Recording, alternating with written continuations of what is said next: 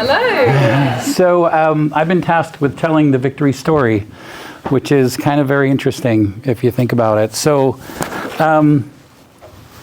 I come from an emergency medicine background. I trained in emergency medicine, and I got into the world of urgent care. And on that journey, I ran into this guy, Dr. Coppola, who you'll all meet, who owned Stat Health. You guys may remember they had urgent cares all over Suffolk County. And I started working with him and got involved in kind of as a medical director. And one of the things I noticed is that he had a bunch of patients, about 200 or so, that were getting Suboxone. And you may remember back in the day, not everybody could prescribe Suboxone. Only certain doctors could do it. You had to have special training. So we had these patients that were coming to the urgent care to get care, and sometimes a doctor would be on that did the Suboxone, sometimes they didn't, and it really wasn't working very, very well. And also, they were just coming in for treatment for Suboxone, and it wasn't really a perfect fit.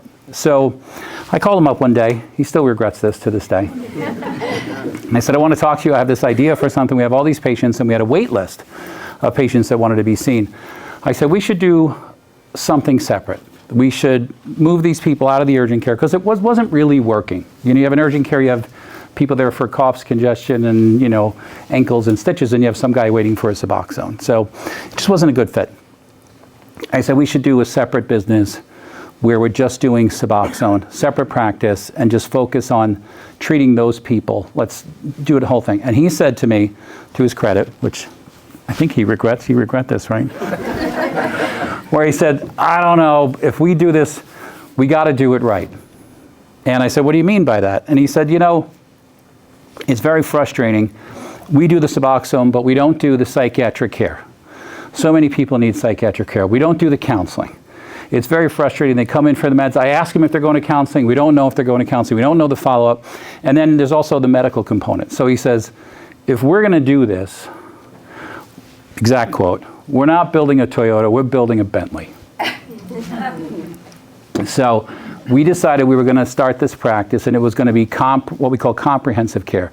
Everything under one roof. Not where, a psychiatrist comes in once a month and writes scripts and never sees the patients again, or people write, he says, I want counselors, I want psych in-house, I want doctors in-house, I want it to be everything under one roof. And the other thing is, to getting to the no one left behind, we're going to take everybody. So we started on this journey in Farmingville, 1,500 square feet, one location, 200 leftover patients. This happened because what pushed it, we had the idea, but what made it actually happen was CityMD, which you guys may all know, purchased Stat Health. And they said from the very beginning, want the practice, but we don't want these Suboxone patients. Does that sound familiar?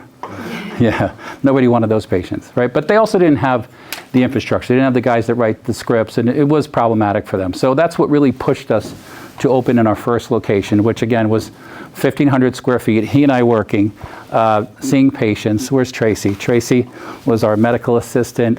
I mean, a couple of key people here. We were just 4 or 5 of us and just getting started. And then we really kind of learned the whole addiction full package about what it all entails. And we got some great people, fortunately, many of which are here today, that have made the practice what it is. But it really is a practice. Like, we wanted it to be a medical approach, comprehensive care, and it's something that was really a cornerstone to what we thought would deliver the best possible care, everything under one roof, and really engaging with the patients and taking all of the disciplines. So like currently today, like you met Dr. Gajani, like we have case conference where our psych people meet with the medical people, meet with the counselors, and everybody knows exactly what's going on with the patient. So we don't have 10 different stories from 10 different people, so we're giving the best, what we think hopefully is the best care possible. This was important because I think that's what makes the biggest difference. If you really give that kind of comprehensive care where people feel like they're being treated completely, they're going to have a good response. And I think we've kind of shown that, right? Pretty good since we go. So we're happy about that. We're proud of that. And it's something that was a goal of ours. And I have to be honest, we didn't really think that we'd ever go from that little 1,500 square foot place to where we are now. It's only because of the great team that we've assembled. I mean, Moshe, I can't even, how much I love this guy. It's crazy. But we've taken the practice far beyond, and we're looking to take it even further, just delivering that kind of care. So we appreciate every single one of you, because we can't do it alone. We know that this is a partnership.